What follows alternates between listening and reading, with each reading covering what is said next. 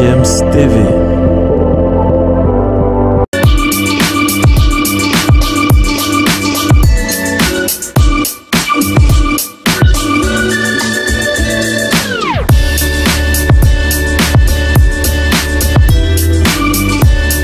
Vous êtes donc sur GFM TV, vous êtes sur Écho de la Coupe du Monde qui se poursuit donc du côté du Qatar avec plusieurs matchs. Nous sommes effectivement en train d'avancer. L'élément marquant donc de la planète en ce moment et qui attire autant d'attention de par le monde. GFM's TV. Nous sommes déjà rendus au niveau des quarts de finale de cette Coupe du Monde avec 8 équipes en lice. 8 équipes dont figure bien évidemment le Maroc. Le Maroc qui joue pour la première fois de son histoire un quart de finale de la Coupe du Monde. Vous pouvez donc comprendre, n'est-ce pas, l'émotion. D'ailleurs, le match qui a opposé les Lions de l'Atlas à l'Espagne était attentivement regardé par tous les Marocains de par le monde. On a vibré suite donc à cette victoire, la victoire de leur sélection. Après l'épreuve des tirs au but, c'était l'euphorie totale dans les rues de la France, Paris, Marseille, Lyon, partout, ou encore en Belgique, et plus précisément à Casablanca aussi, Casablanca comme à Rabat.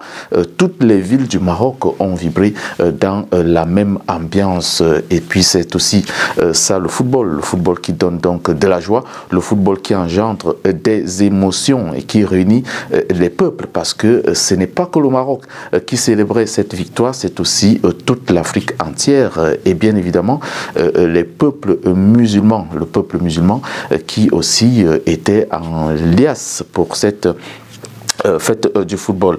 Le football marocain, il faut le dire, est sur une belle lancée et depuis quelques années, les victoires s'enchaînent et procurent de la joie à tout le peuple marocain. Place maintenant aux quarts de finale. Les quarts de finale et en face, il y aura bien évidemment le Portugal de Cristiano Ronaldo, 5 fois Ballon d'Or. Alors, il faut pour Walid Regragui, le sélectionneur des Lions de l'Atlas et ses hommes s'y mettre à fond s'il faut aller chercher une place en demi-finale samedi prochain.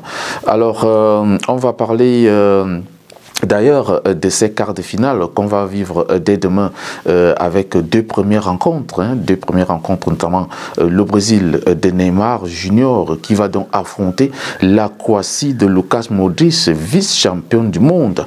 Et puis en plus, donc la deuxième rencontre sera le match Pays-Bas. Le Pays-Bas mené de main de maître par Virgil van Dijk, le défenseur de Liverpool, va donc affronter l'Argentine du légendaire Lionel Messi, le joueur du Paris Saint-Germain. Et puis samedi, ça sera tout un autre choc avec Angleterre qui joue donc face à la France de Kylian Mbappé. Et puis avant ce match, le Maroc sera déjà opposé au Portugal de Cristiano Ronaldo, quintuple Ballon d'Or. Notons déjà que l'entraîneur espagnol Luis Enrique, lui, rejoint la liste des entraîneurs limogés dans cette Coupe du Monde. Luis Enrique a donc été débarqué de la sélection des Aurora après l'élimination de l'Espagne face à l'équipe du Maroc. Le sélectionneur Luis Enrique de l'Espagne ne fera donc plus partie de celui qui encadrera l'équipe espagnole. C'est terminé pour Écho de la Coupe du Monde. On se retrouve bien évidemment dans les prochains jours pour analyser les matchs des quarts de finale qu'on vivra donc à partir de demain et bien évidemment qui vont prendre fin samedi. On reviendra pour voir ce qui a été fait et ce qui se passera par la suite. Portez-vous bien et restez sur GFM TV, surtout en vivant ensemble la Coupe du Monde Qatar 2022.